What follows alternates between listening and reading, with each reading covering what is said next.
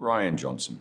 I mean, it's a simple answer. It's just, you know, the first script was a laugh out loud, funny to read, and this one was, and you know, it was a no-brainer really, just to come and work with him again, and also to get to work with, we had such an amazing cast in the last one, and you know, I thought how we were going to top that, but you know, we've equaled it, and it's very different, and it's just so the working experience more than anything, just to come and be on set making these movies is such fun. Ryan had it on the page. I mean, it was so much of what's in the film as what Ryan wrote, which is for all of us.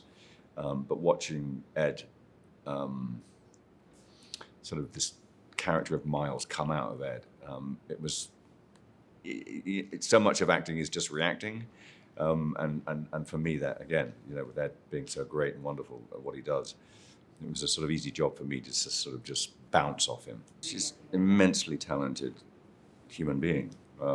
So, and how lucky we were to get her to do this film. But our relationship's so important. I was very relieved that it was working off the bat. So you can't make these things happen. They're either going to happen or they're not. And Janelle is, as I said, so talented and so committed, and also, you know, just takes her craft very seriously. So, and for me, that makes my job easy. There's a couple of double bluffs that Ryan puts into the film. As I just said, he sort of turns the tables, literally turns the table over on the direction the movie's going. So that sort of, the first one is very much about sort of the fun of,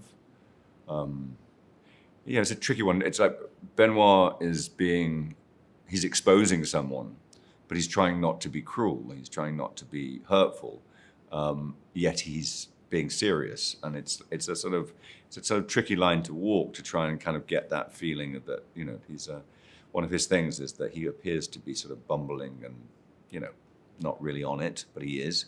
And that's always fun to play around with. I felt like, you know, that, you know, in Knives Out, the first one, Benoit was only staying for a night.